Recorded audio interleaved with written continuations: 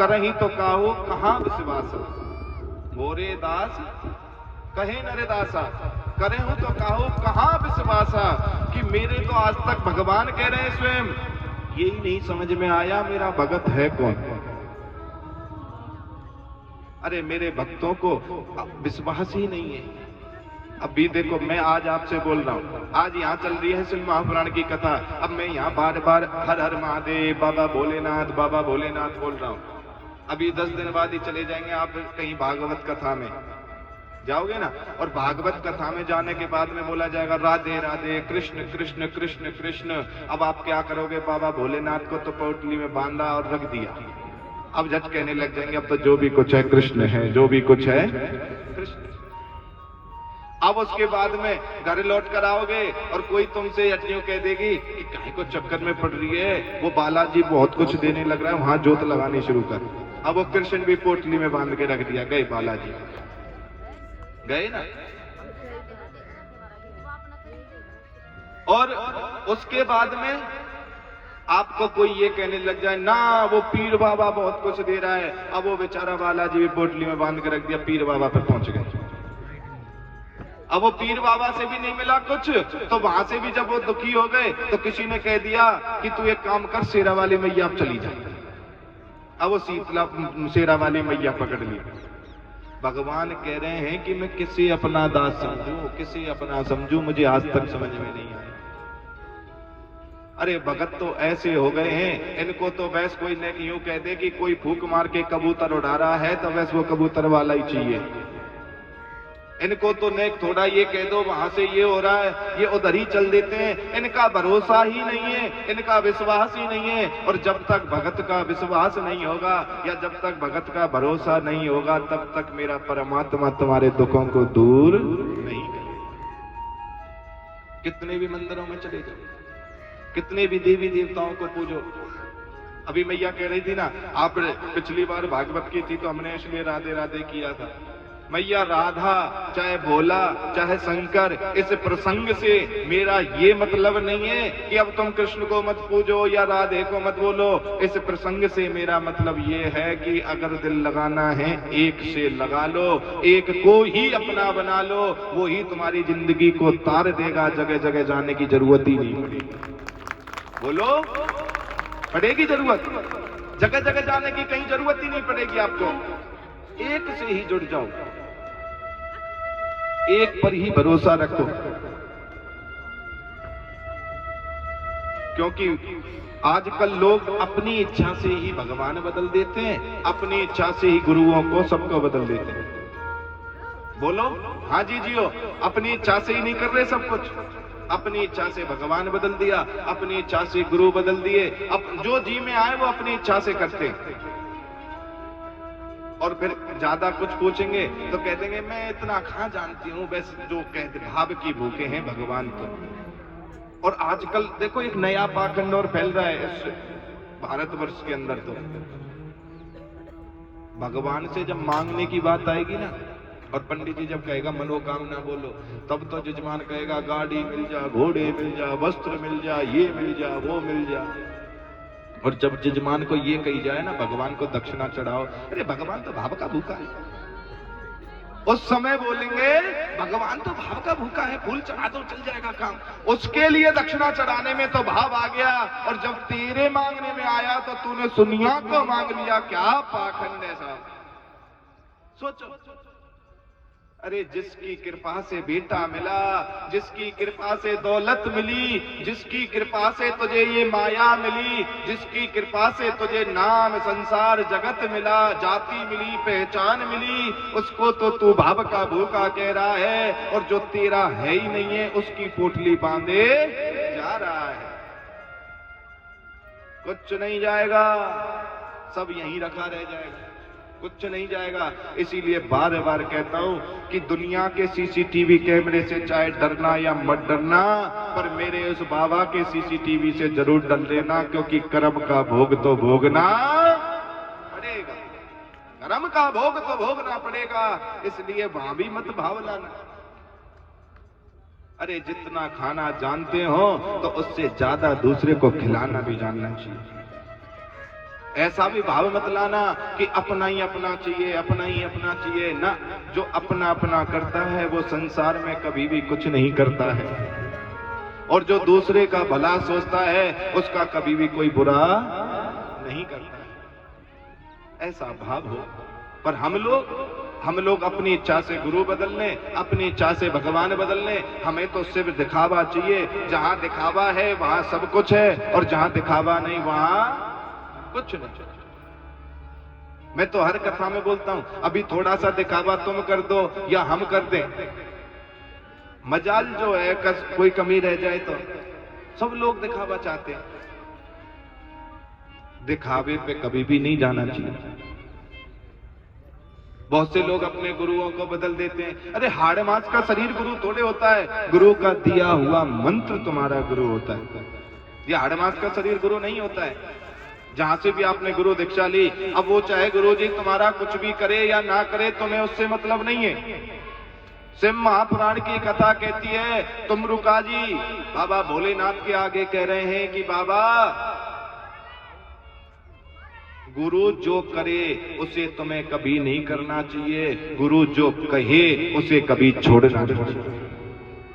गुरु जो करे उसे कभी नहीं करना चाहिए, और गुरु जो तुम्हें जो है कहे उसे कभी छोड़ना नहीं चाहिए। एक बार नारद जी बैकुंठ में चले गए नारायण के पास, और नारायण के पास जब नारद जी गए, नारद जी ने जाके नारायण को प्रणाम किया। भगवान ने कहा कि नारद भाग यहां से चल। बोला क्यों? बन तू निगोरा है, तू निगोरा है, और निगोरा के दर्शन करने से तो वैसे ही उल्टे लग जाते हैं। नारद जी बोले कि मैं निगोरा कैसे हुआ? मन जिसका गुरु ना हो वो निगोरा होता है, अपशकुन व्यक्ति होता है। जिसका गुरु नहीं हो वो निगोरा होता है, और जिसका गुरु नहीं हो अगर उसके दर्शन तुम जितनी बार करोगे उतने ही तुम्हारा समय खराब होगा। आज घरों में कलह क्यों हो रहा है? ना तो सास का ही गुरु और ना बहू का ही गुरु, तो फिर दोनों ही गुरु, और जहां दो गुरु तो वहां तो सब कुछ गुरु ही होगा। समझे? वहां तो सब कुछ गुरु होगा। तो नारायण बोले कि नारद यहां से निकल। नारद जी बोले प्रभु इसका इलाज क्या है? बोले इसका इलाज ये तू गुरु बना। नारद बोले मैं किसे गुरु बनाऊं? बन जा पृथ्वी पर जा, जो तुझे सबसे पहले दिख जाए उसे ही गुरु बना ले। जो तुझे सबसे पहले दिखे तो उसे ही गुरु बना ले। नारद जी पृथ्वी पर आए। अब जैसे वो पृथ्वी पर आए तो सामने से एक मछुआरा आ रहा है, मछलियों को मार कर लेकर आ रहा था। अब नारद जी ने देखा, नारद जी से तो रहा नहीं गया, वो तो तुरंत बैकुंठ पहुंचे। बोले महाराज कहां भेज दिया तुमने? वो तो मछुआरा आया सबसे पहले, मछुआरे को गुरु बनाऊं? भगवान नारायण ने कहा कि नारद अब तो चाहे कोई भी आया हो, जो तुझे सबसे पहले देखा है उसे ही तू गुरु बना ले। और शास्त्र में यही नियम होता था, जो तुम्हें आत्मबोध करा दे, जो तुम्हें परमात्मा का मिलन करा दे, या जो तुम्हें भगवान की भक्ति तुम्हारे हृदय में जगा दे, वो ही तुम्हारे लिए सच्चा गुरु हो सकता है, और कोई गुरु नहीं हो सकता। तो नारद जी दोबारा गए। अब मछुआरे से जाकर कहा कि मैं तुझे गुरु बनाना चाहता हूं। मछुआरे ने कहा भाग जा यहां से, मुझे गुरु बनाकर क्या करेगा? अरे गुरु बनाए तो किसी संत महात्मा को बना। नारद जी बोले नहीं, मैं तो आप ही को बनाना चाहता हूं। ठीक है बैठ। अब मछुआरे ने गुरु मंत्र दे दिया। अब सोच के देखो मछुआरा कैसा मंत्र देगा? मछली पकड़ने का ही तो मंत्र देगा वो। अब नारद जी को गुरु मंत्र दे दिया। नारद जी ने मंत्र लिया, नारद जी बैकुंठ पहुंच गए। अब नारद जी जब बैकुंठ पहुंचे तो नारायण ने कहा कि नारद अब मेरे मन में शांति है कि तूने गुरु बना लिया। नारद जी बोले भगवान कैसा गुरु बनवाया? उसमें अब देखो गुरु मंत्र बता तो नहीं सकता, बताओ मछली पकड़ने का मंत्र मिला। अब मैं करूं तो करूं क्या? ऐसा गुरु बना दिया। भगवान को आ गया क्रोध। अरे नारद तूने अपने गुरु की निंदा की, तूने अपने गुरु का अपमान किया है। और जो भक्त या जो प्राणी अपने गुरु का अपमान करता है या करेगा, जा नारद मैं तुझे श्राप देता हूं, तुझे 84 लाख योनि भोगनी पड़ेगी। गुरु की निंदा करते ही 84 लाख योनि भोगनी पड़ेगी। नारद जी बोले, प्रभु कोई रास्ता बताओ, अब तो मैं ये पाप तो मुझसे हो गया, मेरे गुरु का अपमान हो गया मुझसे। बोला, जो गुरु बनाया है वही तुझे बचा सकता है, और कोई नहीं बचा सकता अब इस पाप से। नारद जी दौड़ कर आए अपने गुरु जी के पास, और गुरु जी के पास आकर कह रहे, गुरुदेव ऐसे ऐसे मुझसे अपमान हो गया है, मुझे भगवान का श्राप लग गया है, इसका रास्ता बताओ। अब मछुआरा बोला, नारद अच्छा एक बात बता, तुझे 84 लाख योनियों का नाम पता है? बोला, हाँ पता है। मन चल ठीक है, जब तक तू इस पृथ्वी पर उन योनियों का नाम लिख, मैं मछली पकड़ कर आता। गुरु जी चले गए मछली पकड़ने, नारद जी योनियों का नाम लिख रहे। अब नारद जी ने योनियों का नाम लिखा, वो गुरु जी लौट कर आए। लौट कर आने के बाद बोले, गुरुदेव हमने लिख दिया है। बोले, कपड़े उतार और इनमें लेट जा, जो ये नाम लिखे ना इनमें लेट जा, हर योनि में एक कलामंडी खाता हुआ जा। नारद को 84 लाख कलामंडी खवा दी। गुरुदेव ने तुरंत नारायण प्रकट हो गए कि नारद तेरे गुरु ने तुझे 84 लाख योनियों से भी तार दिया, और तुझे तेरे गुरु ने 84 लाख योनियों से भी तार दिया। इसीलिए शिव महापुराण की कथा कहती है कि गुरु जो करे उसे कभी नहीं करना चाहिए, गुरु जो बताए उसे कभी छोड़ना नहीं चाहिए।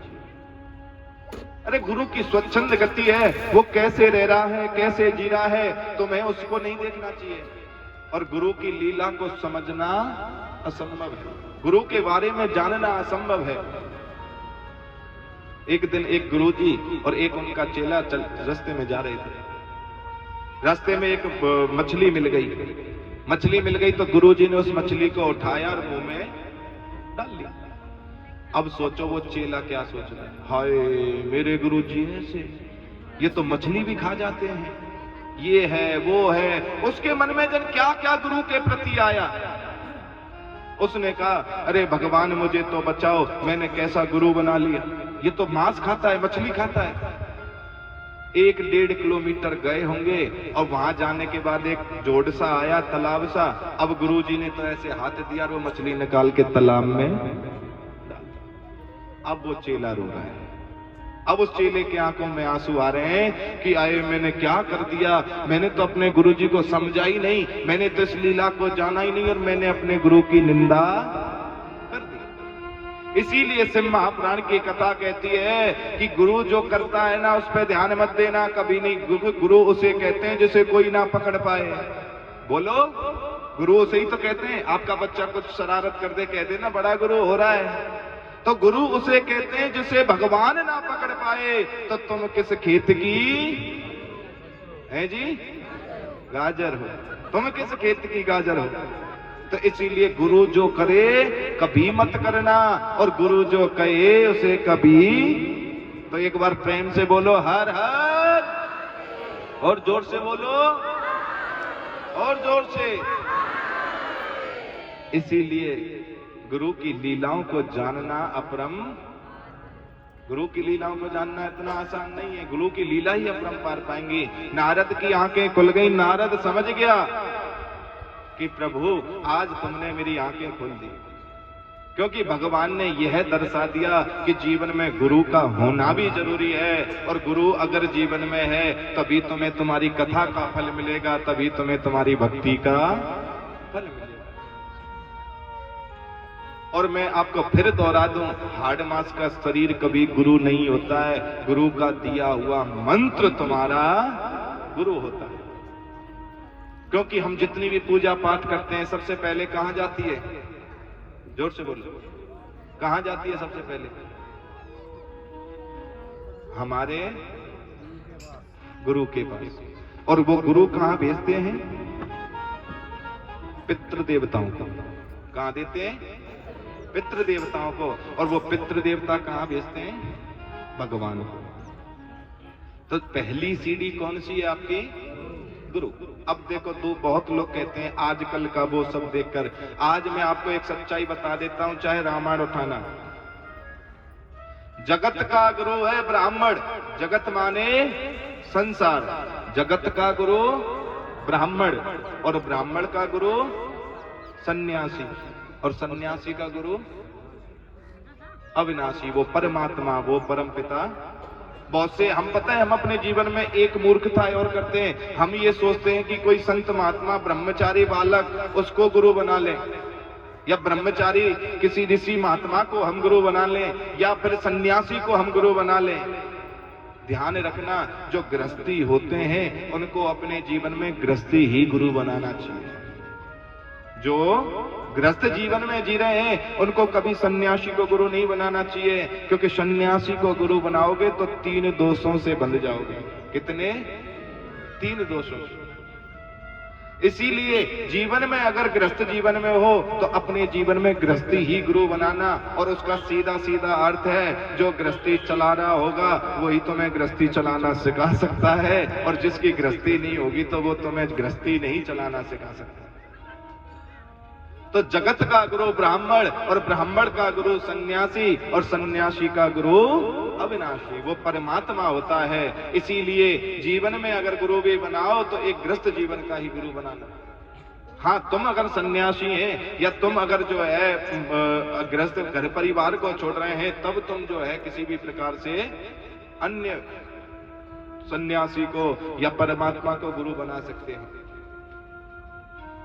और कहीं भी मन ना ठुके तो बाबा तुलसीदास ने स्पष्ट कहा है, जरूरी नहीं है 8 मास का ही शरीर को गुरु बनाओ। बाबा ने हनुमान चालीसा में स्पष्ट कह दी है, जय जय जय हनुमान कृपा करो।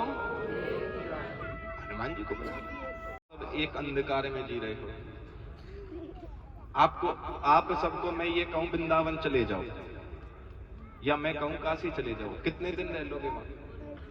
जोर से बोलो। है जी? कितने दिन रह लोगे? 10 दिन, 15 दिन, या 1 महीना काट दोगे, या 1 साल निकाल दोगे? उसके बाद क्या होगा? कौन से घर? अपने घर आना होगा ना, यहीं बहादुरगढ़ी।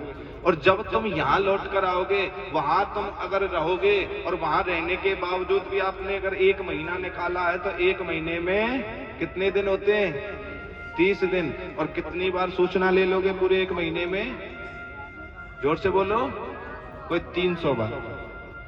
सुबह शाम बहू कैसी है, बेटा कैसा है, बापू कैसा है, ये भैंस दूध दे रही है नहीं दे रही, गाय मिली नहीं मिली, पोंछा लगाया नहीं, मतलब लेते हो या नहीं?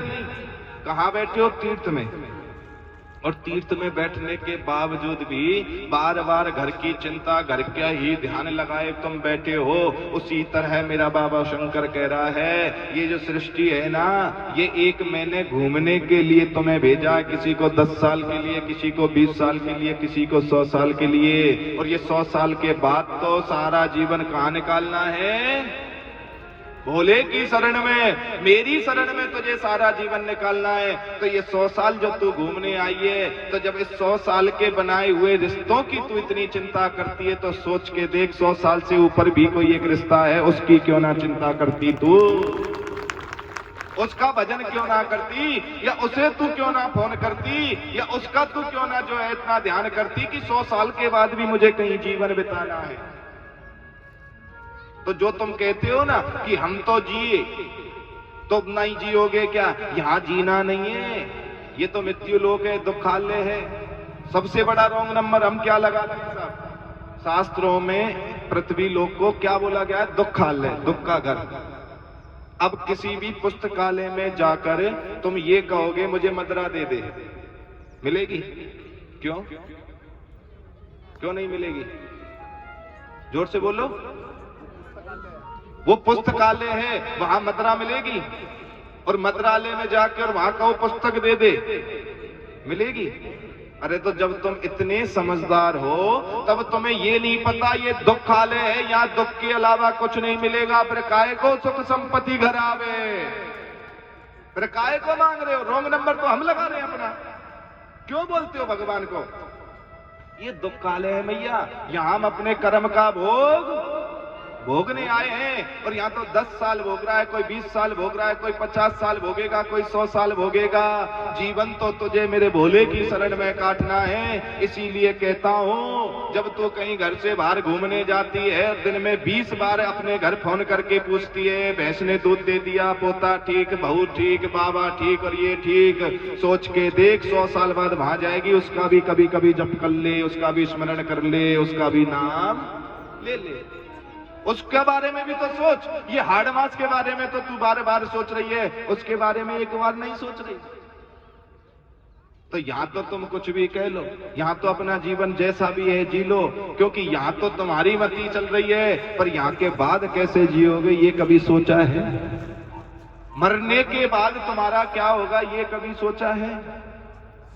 और ध्यान रखना जी जियो, आज चाहे मानो या मत मानो, मैं भी बाबा भोलेनाथ के बगल में बैठ बैठ के कहूंगा, मैंने खूब समझाया था, नहीं मानी। हाँ, मैं खूब कहूंगा भाई, मैंने इतना समझाया, ये नहीं मानी। जब तो ये पोते कोई फोन मिलाने में लगी हुई, और मैं बार बार कह रहा हूं, भोले का भी फोन मिला ले, कभी वो गौरा का भी फोन मिला ले, बाबा नहीं मानी। तुम्हारा नंबर तो यानी सेव तक नहीं करो, और की तो चले कहा। बोलो हर हर संकट हर।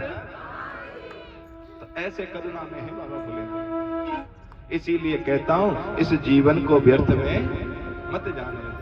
अनमोल तेरा जीवन यूं ही गवा रहा है, और किस ओर तेरी मंजिल और तू किस ओर जा रहा है। इस जीवन को व्यर्थ में मत जाने दो। इस जीवन को इसीलिए व्यर्थ में मत जाने दो क्योंकि बाबा भोलेनाथ, बाबा तुलसीदास ने रामायण जब की रचना की, और बाबा तुलसीदास किसका भजन करते थे बताओ साहब? किसका करते थे बाबा तुलसीदास भजन? जोर से बोलो। राम जी का। राम जी का ही करते थे ना। और राम जी का जब बाबा भोलेनाथ, बाबा तुलसीदास भजन करते थे, तो बाबा तुलसीदास ने रामायण की रचना करने के बाद एक अंतिम चौपाई लिखी, याद है किसी को? कलयुग केवल, जोर से, नाम आधारा। वहां नाम नहीं लिया किसी भगवान का। ये नहीं कहा बाबा ने कि कलयुग केवल राम आधारा। बाबा बोले कि कलयुग केवल नाम आधारा, कि ये कलयुग जो है ना, इसमें हजारों पंथ बनेंगे, हजारों प्रकार के गुरु आएंगे। कोई कहेगा दीपक मत लगा, कोई कहेगा पैर मत छू, कोई कहेगा जल मत चढ़ा, कोई कहेगा कुछ, परंतु सब गुरु एक बात जरूर कहेंगे कि स्मरण सुमरण जरूर कर, चाहे तू कुछ भी मत कर। इस कलयुग में एक नाम ऐसा है जो तुम्हें तार जाएगा। वहां बाबा ने ना तो राम का नाम लिया, ना कृष्ण का नाम लिया, ना कोई शंकर का नाम लिया। तुलसीदास ने स्पष्ट कह दिया, कुछ भी किसी भी पंथ में क्यों ना चली जाइयो, पर उस पंथ में स्मरण जरूर करियो, उसमें जप जरूर करियो, और जितना जप करेगी उतना ही तू तरती चली जाएगी। और ये जवानी, ये बुढ़ापा, ये युवा अवस्था, ये व्यर्थ में तुम्हारी जो जा रही है, ऐसे व्यर्थ में बिल्कुल मत जाने दो। बोलो हर हर संकट हर। इसीलिए कहता हूं, मेरे बाबा भोलेनाथ जैसा करुणा में कोई नहीं मिलेगा। मेरे बाबा जैसा करुणा में कोई भी देवता मिल जाए। देखो बाबा भोलेनाथ के साथ में कितनी दुर्गति करते हैं हम लोग, बता दूं या नहीं? एक व्रत होता है जो 18 तारीख को आएगा। कौन सा? जोर से बोलो, कौन सा? शिवरात्रि का। उस दिन क्या करते हैं? अरे मेरा बाबा भोलेनाथ तो वो कृपा की मूर्ति, वो करुणा की मूर्ति है। वो बेचारी छोटी सी एक शिवलिंग होगी मंदिर की, और तुम सब कहते हो कि इसमें बाबा आ गए, यही है ना? और तुम सब कहने के बाद में एक मैया तो आवेगी, वो लोटा डालेगी उसके ऊपर। दूसरी आवेगी, वो इतने मोटे मोटे फल लेके आवेगी, वही के ऊपर छाती पे रख देगी, ले खा लीजिए। और तीसरी आई, वो तो इतने भांग धतूरा ने लावेगी कि बस अब ये ढक देगी, बल्ले ढको रहे। और भी कसर रह गई, और भी कसर रह गई, तो क्या करेगी? वह शहद वैद और चढ़ा देगी, लचेंटी लगी रहेंगी अब तो। अब वो बेचारी छोटी सी शिवलिंग, अब बाबा ऐसे दब के बैठ जाएं, अब वो सोचे हम बताने में कहा। सोचो कितना करुणा में है भोलेनाथ।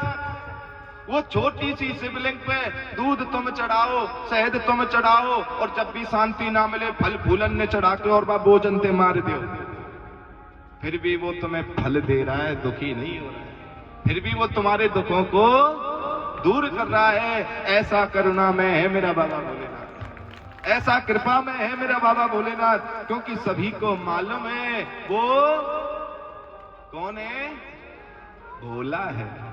वो कौन है, भोला। और जो घर में सबसे ज्यादा भोले होते हैं ना लोग, सबसे ज्यादा उनको ही दुखी करते हैं या नहीं? तो इस संसार का, सृष्टि का भोला कौन, मेरा शंकर। और जब मेरा वो शंकर भोला है तो उस भोले के प्रति तो हमारी आस्था ज्यादा होनी चाहिए या नहीं? अरे राम को पूज लो, कृष्ण को पूज लो, या किसी को भी पूज लो, वो फल नहीं मिलेगा। और एक शंकर को पूज लो, राम भी मिलेगा और कृष्ण भी मिलेगा। बोलो हर हर हर हर। इसीलिए कहता हूं उस भोले भंडारे की दरबार में, उस भोले बाबा के दरबार में हमेशा लगा। तेरी चौखट पे आना मेरा काम है, मेरी बिगड़ी बनाना तेरा काम है। उससे कह दो बाबा तेरी चौखट तक आना तो मेरा काम है, उसके बाद तू जाने और तेरा काम जाने। बहुत से लोग कहते हैं ना मन नहीं लगता, पूजा पाठ करते हैं ध्यान नहीं लगता, उसका रीजन दो ही है, श्रद्धा और। जिस दिन तुम्हारे पास श्रद्धा होगी, जिस दिन तुम्हारे पास विश्वास होगा, उस दिन तुम्हारा मन लग जाएगा। और जिस दिन ये दोनों चीज नहीं हुई, उस दिन तुम्हारा मन कभी भी, बोलो हर हर, संकट हर।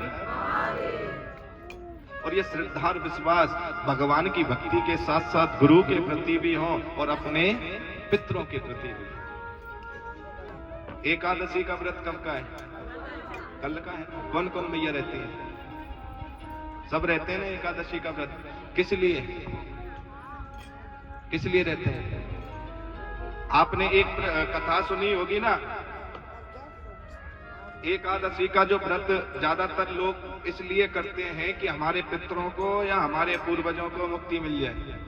कोई मर ना रहा हो तो उसको कहेंगे कि तेरे नाम की 11 एकादशी कर दूंगी, जल्दी मर जा। कोई मर भी गया हो और वो दुखी रह रहा हो तो कहेंगे उसके नाम की एकादशी कर ले, उसे मुक्ति मिल जाएगी। क्या एकादशी करने से उसे मुक्ति मिल जाती है? बोलो। शिव महापुराण की कथा कहती है कि कभी प्यासे को पानी अमृत पिलाने से। शिव महापुराण की कथा कह रही है कि कभी तुमने अपने पूर्वजों को जीते जी तो कभी पानी दिया नहीं, और अमृत अब तुम कह रहे हो कि एकादशी भूखे और रहोगे उसके लिए। एक बार बाबा कबीरदास गंगा स्नान कर रहे थे। बोलो हर हर। बाबा कबीरदास गंगा स्नान कर रहे थे, और बाबा कबीरदास जब गंगा स्नान कर रहे थे तो एक व्यक्ति लोटा ले और ऐसे जल चढ़ा दे, लोटा ले और जल चढ़ा दे काले तिल डालकर। अब बाबा कबीरदास ने उससे पूछा, भाई तू ये क्या कर रहा है? बाबा ने पूछा कि ये तू क्या कर रहा है? तो बोला मैं अपने पितरों को जल दे रहा हूं। क्या कर रहा हूं? अपने पितरों को जल दे रहा हूं। बाबा ने सोचा अच्छा मन तेरे पितर कहाँ हैं? बोले ऊपर। ध्यान से सुनो कथा। तेरे पितर कहाँ हैं? ऊपर। बाबा बोला तेरे पितर ऊपर और जल दे रहा है तेरे यहाँ। बाबा कुछ नहीं बोले। बाबा चले गए साइड में। बाबा के पास में भी एक कमंडल सा था। अब वो उठाए और ऐसे फेंक दें पानी को, उठाए इस तरह ऐसे फेंके। वो ऐसे दे रहा था जल, वो इस तरह से फेंक रहे थे। अब काफी देर हो गई बाबा को फेंकते हुए। जो व्यक्ति जल चढ़ा रहा था वो आया, वो बोला बाबा ये तुम ये क्या कर रहे हो? बाबा बोला मैं अपने बगीचे में गुलाब का पेड़ लगा रखा था, उसे जल दे रहा हूं। कि बाबा कबीरदास से पूछा उस व्यक्ति ने कि बाबा तुम ये क्या कर रहे हो? बाबा बोला कि मेरे बगीचे में गुलाब का पेड़ लगा हुआ है, मैं उसे जल दे रहा हूं। अब बाबा कबीरदास ने जब बोला तो वो बोला बाबा पागल है, तेरा घर कहां, तेरा बगीचा कहां, और तू यहां से गंगा जी से जल कैसे पहुंच जाएगा? तो अरे मूर्ख, तेरे पितर कहां और वो जल कैसे स्वीकार कर लेंगे, यूं तो बता दे। अब सोचने वाली बात है, सोच के तो देखो, तेरे पितर यहां से कैसे स्वीकार कर लेंगे? अरे मूर्ख, जीते जी तू कभी उनको सुख दे नहीं पाया, जीते जी तू कभी उनको खुश रख नहीं पाया, और मरने के बाद में तू उनको पानी दे रहा है, तू उनको जल दे रहा है। अरे पगले, जीते जी तो तूने कभी उनको रसगुल्ले खवाए नहीं, और मरने के बाद तू गुलाब जामुन रसगुल्ले खवाए। वो बहू दिन भर अपनी सास को गाली देती रहेंगी, और जब सास मर गई और पंडित जी भोजन के लिए आए हो, फिर देखो वो बहू क्या क्या नहीं करती। इतने चरण तो अपनी सास के भी नहीं छुए होंगे जितने उस पंडित जी महाराज के छुए जाएंगे। इतनी सुंदर तरीके, अरे अपने कपड़े से थाली पहुंच देगी अगर नेक भी कोई दाग रह गया तो। अरे जीते जी कभी उस सास की थाली को पहुंच कर रखा नहीं, जो वो बढ़िया माँ तड़प तड़प कर मर गई कि बहू के 2 शब्द मीठे मुझे मिल जाए। तड़प तड़प कर वो बाप मर गया कि मेरा बेटा मुझे 2 शब्द बोल दे। और तुम लोग क्या करते हो? तुम लोग वो दुर्गति करते हो, तुम वो करते हो। अरे ये दिखावा नहीं चाहिए मेरे बाबा। बाबा कबीरदास भी यही कह रहे हैं, जीते जी तूने कभी उन्हें सुख दिया नहीं, मरने के बाद भी दीवार पे अगर कोई फोटो लगाते हो ना तुम, वो फोटो भी ऐसी लगाओगे जिसमें वो हंस रहा है। अरे जीते जी जिंदगी भर उससे रुलाया, और मरने के बाद उसका फोटो भी लगाया तो हंसते हुए कर। हमारे बुजुर्गों की वो दुर्गति हो रही है आज जिसकी कोई सीमा नहीं। हमारे बुजुर्गों की इतनी आत्मा दुखाई जाती है आज हमारे देश के अंदर। तो साहब मैं सत्य कह रहा हूं, मैं बुजुर्ग मैयाओं को देखता हूं, मेरे पास आके रोती हैं, मुझसे कहती हैं गुरुजी ये, गुरुजी वो। सोच के देखो वो बेटा क्या काम का, वो बहू क्या काम की, और जब मर जाए वो, मरने के बाद में वही बहू वही बेटा ऐसे दिखाएगा जैसे इससे बड़ा कोई श्रवण कुमार नहीं था, इससे बड़ा कोई वो नहीं था। क्या जरूरत है? अरे जीते जी तुम सुख नहीं दे पाए तो मरने के बाद भी साहब मत देना उनको खाना, वो खाना उनको नहीं लगेगा, और उस खाने से तो वो और रोएंगे। अरे मूर्ख, जीते जी तो तू मुझे भूखा मारता रहा, और मरने के बाद तू मुझे अब मटर पनीर खिला रहा है, पूड़ी खिला रहा है। आंख बंद कर कर सोचो, जिसकी आत्मा जीते जी तड़प तड़प कर मर गई हो, क्या मरने के बाद वो मोक्ष पाएगी? मरने के बाद तुम्हें अपनी दुआ दे पाएगी? फिर चाहे कितने भी पंडितों से हवन कराओ, कितने भी पंडितों से पितृ गायत्री कराओ, भैया तुम्हारा कभी कुछ हो ही नहीं सकता, क्योंकि जो शख्स अपने माँ बाप का नहीं हुआ वो शख्स मेरे राम का या मेरे भोले बाबा का भी नहीं हो सकता। अरे भगवान भी जब तुम्हें आशीर्वाद देगा जब तुम अपने माँ बाप की सेवा करो। सास चाहे कैसी हो, माँ चाहे कैसी हो, बाप चाहे कैसा हो, या ससुर चाहे कैसा हो, अपने मुख से अगर माता बोल दिया है, अपने मुख से अगर पिता बोल दिया है, तो उसे कभी भी मत ठुकरा। और माँ बाप से बढ़कर तो इस दुनिया में कोई नहीं है। सोच के देखो, जो माँ बाप अपना पेट काट काट के तुम्हारे लिए एक मकान खड़ा किया, अपना पेट काट काट के तुम्हें यहां तक इतना बड़ा किया, उन माँ बापों के साथ तुम क्या कर रहे हो? उन माँ बापों की कितनी दुर्गति कर रहे हो? सोचो, अपने हृदय पर बाबा भोलेनाथ को बिठाकर देखो एक बार, आपको आत्मग्लानि होगी, आपको ये पता चल जाएगा कि तू कौन है।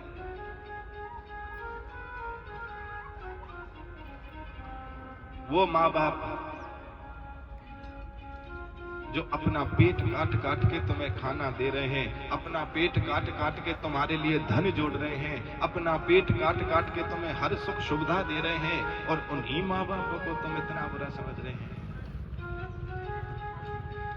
माँ बाप कभी भी नहीं चाहता मेरे बच्चे का गलत हो, माँ बाप कभी भी नहीं चाहता मेरे बच्चे के साथ बुरा हो, पर बच्चा कभी भी नहीं चाहता कि मेरा माँ बाप खुश रहे। बोलो, बताओ जीजियो, चाहता है माँ बाप को? या बेटा चाहता है कि माँ बाप खुश रहे?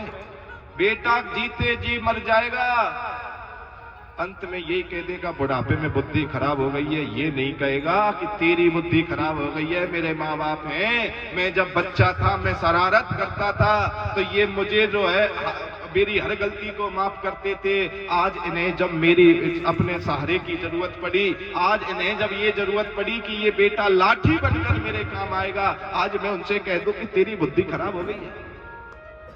आज मैं उनको बोलूं कि तेरी बुद्धि खराब हो गई है।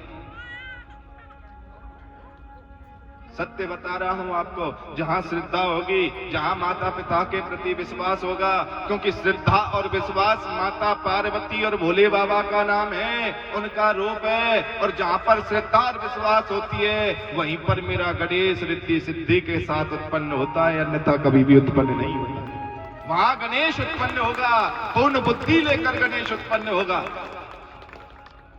और जहां श्रद्धा और विश्वास नहीं होगी वहां कभी भी गणेश भी उत्पन्न नहीं होगा। तुम सुधरोगे तो जग सुधरेगा। तुम आज संकल्प ले लो कि हम सुधरने की आगे कोशिश करेंगे तो जग भी हमेशा सुधरेगा। और शास्त्रों में लिखा हुआ है, अभी एक मैं पुस्तक लिखने लग रहा हूं और एक तो अभी लिख दी है तर्पण नाम से। किस नाम से? तर्पण नाम से। उस पुस्तक में आपको यही शिक्षा मिलेगी कि हमारे पितरों को शांति कैसे मिले, हमारे पूर्वजों को मोक्ष कैसे मिले, या उनका आशीर्वाद हमें प्राप्त कैसे। कितनी भी एकादशी कर लो, कितनी भी तुम उनके लिए दान पुण्य कर लो, अगर तुमने उनकी आत्मा दुखाई है तो तुम्हें कभी भी लाभ नहीं मिलेगा, कभी भी तुम्हें सुख नहीं मिलेगा। क्योंकि पितरों के 4 द्वार होते हैं। पितृलोक के कितने द्वार हैं? 4, पूरब, दक्षिण, पश्चिम और उत्तर। और चारों द्वारों पर 4 पितर हैं। और पितरों की बेटियां भी कितनी हैं? 4। पहली पीबरी, दूसरी मैना, तीसरी धान्या और चौथी कला। पीबरी का विवाह हुआ था सुखदेव जी के साथ में। वो सुखदेव जो राजा परीक्षित को भागवत कथा सुनाने आए। कौन सी बेटिया का? पीबरी का। वो हमारे पितरों की बेटी है वो। पर जो 3 बेटी और थी, और पितरों के राजा कौन है? पितरों का पिता कौन है? बताओ है जी? कौन है पितरों का पिता? जानते हो कभी भी पितरों के पिता को? क्या लाभ मिलेगा आपको? गाय का फिर अमावस्या निकालते हो, ये सब निकालते हो।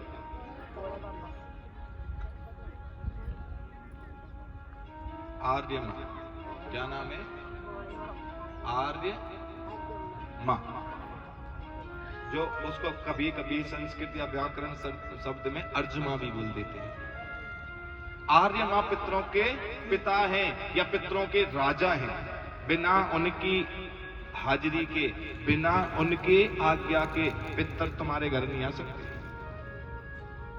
पितरों को लाने वाले भी वही हैं, ले जाने वाले भी वही हैं। यानी कि पितरों के सरदार हो गए कौन? आर्य।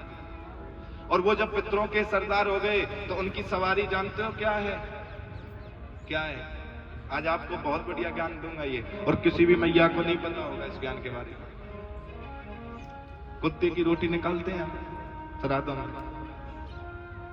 कौए की भी निकालते हैं और गौ माता की भी निकालते हैं। कुत्ते की रोटी किस लिए निकालते हैं बता सकता है कोई?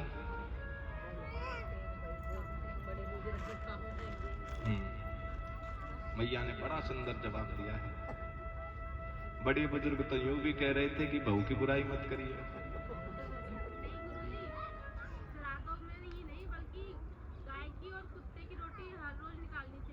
नहीं, निकालते क्यों है? मतलब कुत्ते को, चलो गऊ को तो ब्रह्मा जी ने वरदान दे दिया था कि जब भी कोई रोटी बनाएगा तुझे, सुनाई थी ना कथा ये भाई। कुत्ते का क्या कहानी? चलो कुत्ते को भी छोड़ो, कौए को क्यों देते हैं? कौआ, जोरदार ताली बजाओ अपने लिए। ना और बजाओ और बजाओ। क्या लो क्या भगत हो। अरे वो रो रहे होंगे ऊपर से देखकर तुम्हें भी। हंसना नहीं, शर्म करो। अभी भी ये बत्तीसी दिखा रहे हो तुम। वो रो रहे होंगे ऊपर से देखकर तुम्हें भी। शर्म भी नहीं आई आपको। आपने अपने पितर ही कौवा बना दिया और हंस रहे हैं। भाई क्या संसार के लोग हो। देख तेरी संसार की हालत क्या हो गई भगवान। और कितना तुम सोच कर तो देखो उनकी हृदय पर क्या बीतती है। उनके मन में क्या ठेस पहुंचती है पितरों के मन में। जो तुम इतने पितर वाली बनती हो। 5 कपड़े ले पंडित न्यू कर। अरे वो कुछ ना लेगा अगर तू कौवा समझेगी तो नहीं। किसने कहा वो कौवा है। कहां से कहा आपने वो कौवे होते हैं। बोलो बोलो।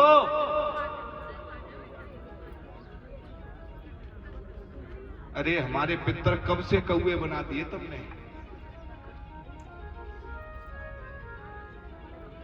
देखो तुम्हें कथा में तो आनंद है ही नहीं। अभी मैया हंस रही है। वो क्या विचित्र लीला है ठाकुर जी तेरी।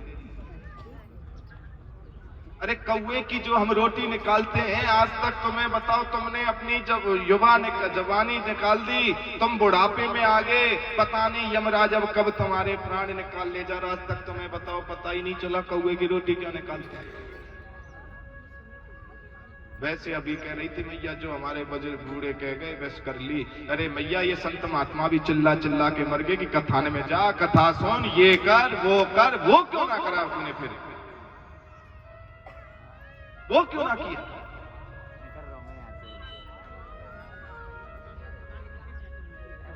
एक बार प्रेम से बोलो हर हर हर हर।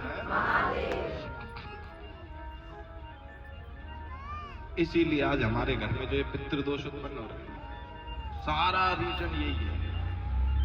आज अगर सत्य बता रहा हूं आपके घर का दुख का कारण है। वो दुख का कारण यही है कि जीते जी भी तुमने उन्हें सुख नहीं दिया और मरने के बाद भी बताओ अपने पितरों को तुम कौवा बना रहे हो। कोई कहता है कुत्ता भी पितर का ही रूप है। कुत्ते को भी रोटी दे। क्या बुरा नृत्य कर रहे हैं। ध्यान रखियो मरेगी तू भी एक कुत्ता बनाई जाएगा फिर तू ही कौवा बनेगी। तेरे बालक बनावेंगे तो है।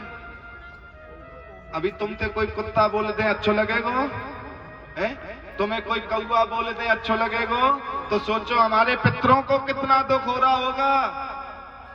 सोचो एक हृदय में सोच कर तो देखो वो कितने रोते होंगे कि ये संतान थी हमारी जो ये कहती थी कि मैं 7 पीढ़ियों को तार दूंगी। मैं 7 पीढ़ियों को तार दूंगा। मैं वो दान करूंगा पुण्य करूंगा 13वीं करूंगा। मैं पिंड दान करूंगा तर्पण करूंगा। अरे ये कुछ नहीं करेगा। ये तेरे माल पर सपेरा बनकर बैठ जाएगा। मैं मर गया मर जा ये मेरा।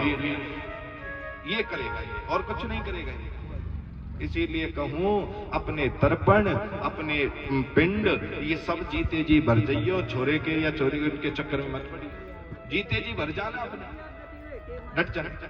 जीते जी भर जाना। इनको सबको जीते जी करके चले जाना। कम से कम तुम्हें भूखा तो नहीं रहना पड़ेगा वहां। मत भरोसा करियो किसी का। सोच लो जब तुमने उनको कौवा बना दिया तुम्हें तो जन वो गिलहरी बनाएंगे। हाँ फिर कोई आ जाएगा कोई ऐसा धर्म कोई संत ऐसा कोई वो कहेगा पितर तो गिलहरी का भी रूप है। एक रोटी उसे भी दो दे देना उसे रोटी। फिर तुम कौवे से गिलहरी और गिलहरी से सर्प और सर्प जब क्या बनाएगी संसार। इसीलिए अपनी मुक्ति का रास्ता खुद ढूंढ लेना। क्या करोगे अपनी जोर से बोला करो खुद ढूंढ लेना। और आपकी मुक्ति का रास्ता अगर कोई है तो बाबा भोलेनाथ है। आज से इसको संकल्प दे दो अपना कन्यादान कर दो कि बाबा अब तो जो भी हूं जैसी भी हूं तू ही मुझे पार लगाएगा। मुझे दर दर भटकने की जरूरत नहीं। मुझे दर दर भटकने की जरूरत नहीं है। अब तो तू ही मुझे पार लगाएगा। एक बार प्रेम से बोलो हर हर महादेव। क्योंकि इस कथा से निकलने में समय लगेगा। अब हमको समझ रहे ना हमारा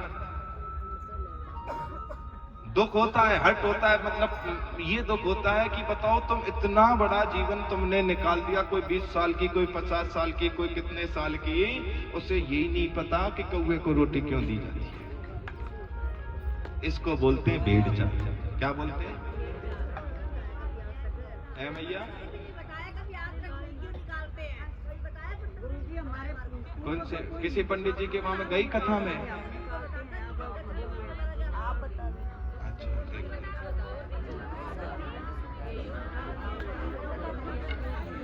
बोला शंकर भगवान की। बहुत बढ़िया। नहीं, अच्छे सुंदर विचार है मैया के। मैया भी सत्य कह रही है, ऐसी बात नहीं है। माता जी भी अपनी जगह सत्य कह रही है। कोई प्रेरणा देने वाला नहीं मिला या किसी ने बताया नहीं। पर मैं इतना जरूर कहूंगा, जब मैंने तुमसे विश्वास के ऊपर कहा कि छत से कूद जाओ, तब तो तुम मुझे ये पूछ रहे हैं कि बचा लेगो या ना बचावेगा भगवान। तो जब तुम बार रोटी दे रहे हो कौआ, तो कभी तुमने किसी पंडित को भोजन कराते समय पूछिए कि जो है क्यों निकाली जा रही है रोटी? दिल से बता दो। जब तुम पूछोगे नहीं तो पंडित जी ने कहा खीर खाई तुम्हारी जो तुम्हें बतावेगो? बोलो। अब तुम कहोगे खीर खाई, वो तो पितर बना के खिलाई, पर्सनल बैठा के खिलाते तो बता भी जाम। तो सच्चाई ये तुमने पूछा नहीं तो वो क्यों बताएगा?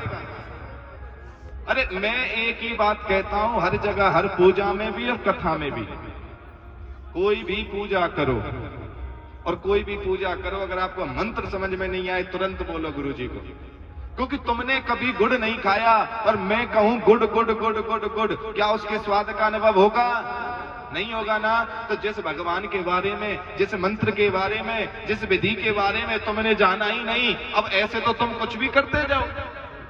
तुम पूछो उसको, तुम बोलो उसको इस मंत्र का अर्थ क्या है, तुम पूछो जल में चावली क्यों डाले, पूछो तुम बनी ज्योति क्यों जलाई, तुम पूछोगे तो वो बताएगा। और बताने के बाद भी संतुष्टि ना हो तो भैया 11 से 2 बजे का हमारा टाइम है, हमारे यहाँ आ जाना, हम बता देंगे। और हम तो यूं नहीं कहते हमें, हमसे भी ऊपर और भी है। कम से कम इन संशयों को दूर तो करो, इनके बारे में जानो तो सही, इन्हें पहचानो तो सही। अच्छा एक बात बताओ, अभी मैं तुम्हारे प्रश्न का ही जवाब का बहुत अच्छा उत्तर दूंगा, एक हापड़ वाले भैयाओं को छोड़कर, क्योंकि इन्होंने तो वो प्रश्न वहां सुना है। इस पृथ्वी का सबसे सुंदर पक्षी कौन है? जोर से बोलो, हाथ खड़ा करो। कौन कौन मानते हैं इस बात को? हाँ, जो मानते हैं इस बात को कि सबसे सुंदर पक्षी मोर है, हाथ खड़ा करो। हाँ नीचे करो। हाँ भैया तुम ना मानते? हाँ आपसे ही पूछ रहा हूं, दोनों से।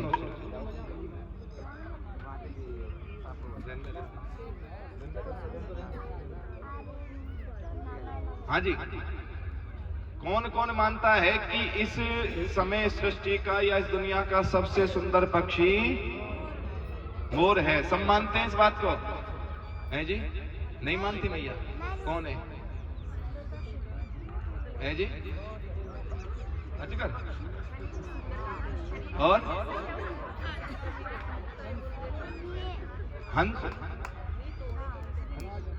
राजहंस। और कौन बोलेगा? सुंदरता शरीर की वजह से या उसके? शरीर की वजह से भी, उसकी वाणी की वजह से भी, रूप की वजह से भी। नहीं तो कोयल का रूप मोर से सुंदर है? आवाज पे तुमने सुन लिया ये, वो सब तरह से कौन है सुंदर? सुनो, आज आपका आत्मबोध कराता हूँ। शिव महापुराण की कथा में लिखा हुआ है, और इस सृष्टि पर सबसे सुंदर अगर कोई पक्षी था तो वो कौवा ही था।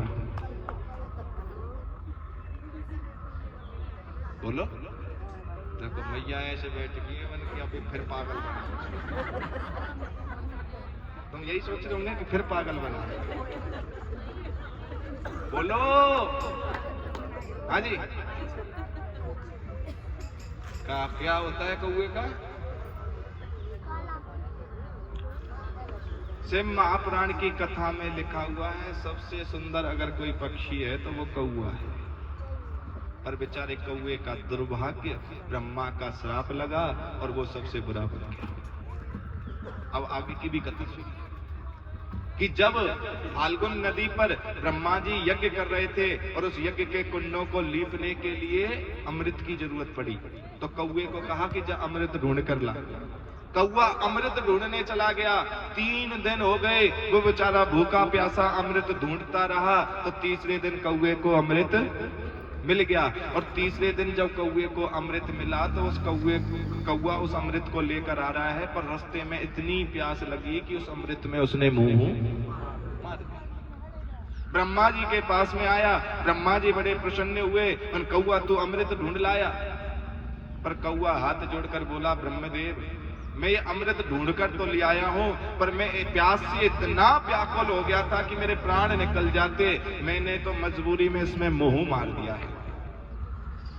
ब्रह्मा को क्रोध आया। ब्रह्मा ने कहा कि कौआ, अरे काले, तेने ऐसा रूप दिखाया अपना कि भगवान की चीज को तूने झूठा कर दिया। जा मैं तुझे श्राप देता हूं, जिस वाणी से तूने ये पिया है वो कर्कश हो जाए और तेरा रूप इस कलंक के रूप में काला हो जाए। और नहीं तो कौआ हंस से भी ज्यादा गोरा था, हंस भी कुछ नहीं था कौए के आगे। ये तो कौए का दुर्भाग्य बेचारे का, जो कौआ ब्रह्मा के श्राप की वजह से ऐसा हो गया। और नहीं तो सबसे सुंदर पक्षी अगर कोई था तो वो कौआ ही था, वो कौआ ही था। और वो कौआ अर्जमा, जो आर्यमा देवता है, इसकी सवारी है, जो हमारे पितरों के राजा हैं, सरदार हैं, पिता हैं।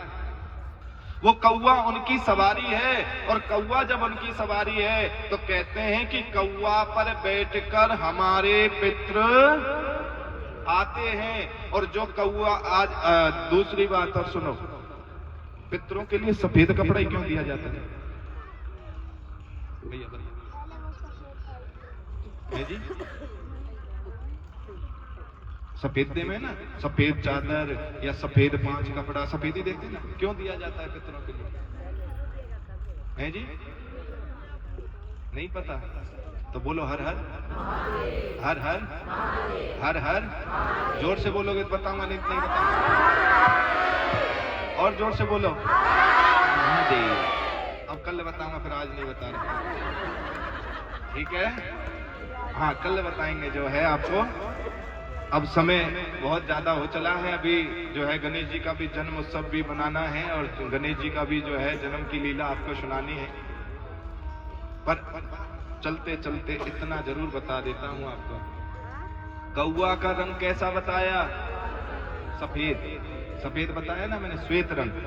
कहते हैं कि जो पितरों के लिए कपड़ा हम देते हैं श्वेत रंग का, उसका अर्थ यही होता है कि कौए के रूप में जो कौआ हमारे पितरों को लेकर आया है, उसके लिए हम सफेद आसन बिठाते हैं, जिससे कौए पे दाग ना लग जाए। और वो आर्यमा देवता, उनको प्रिय है सफेद वस्त्र।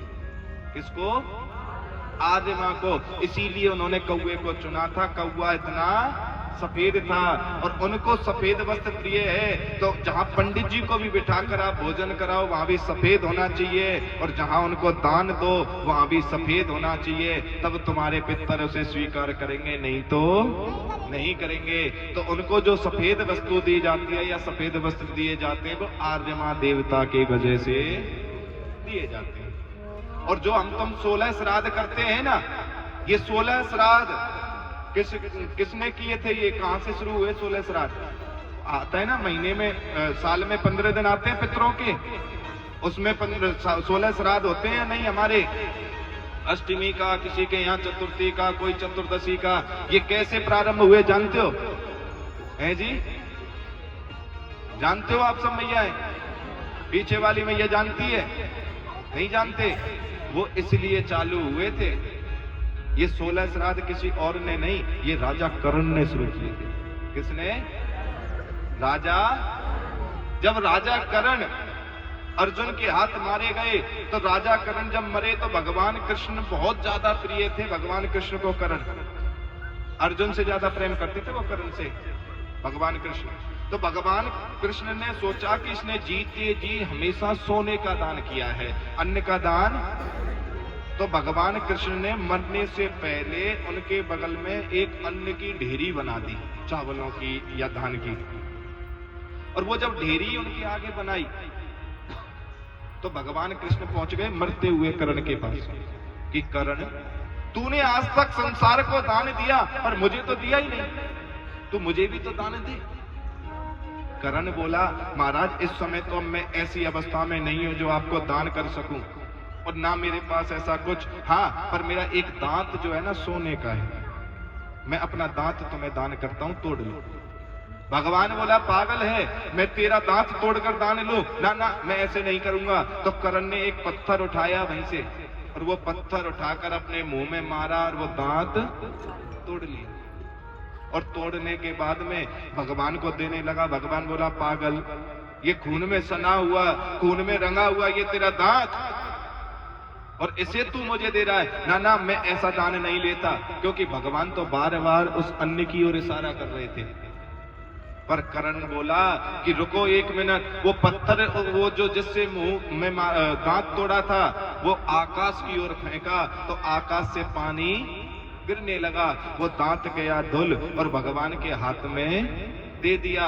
लो प्रभु, ये दांत पवित्र हो गया है, अब तो इसे दान ले लो, मरते मरते मैं तुम्हें भी दान देकर जाना चाहता। भगवान बोले, कर्ण तू अभी भी नहीं समझा। और कर्ण की मृत्यु हो गई। कर्ण जब ऊपर गया, ऊपर जाने के बाद सोने की कचौड़ी, सोने की पूरी, सोने की खीर, सब कुछ सोना ही मिले। कर्ण इतना दुखी हो गया। कर्ण ने बोला, मुझे भूख लग रही है, अन्न दे दो। वहां बोला कि राजन, तूने जीवन में कभी अन्न का दान करा ही नहीं, तो तुझे अन्न हम कैसे दे दें? तूने जीवन में तो कभी अन्न का दान किया ही नहीं है। कर्ण ने बार बार प्रार्थना की, और बार बार प्रार्थना करने के बाद इधर से मेरे प्रभु कृष्ण ने इतनी सुंदर लीला कर दी कि कुंती जो है, कुंती मैया को कह दिया कि जाओ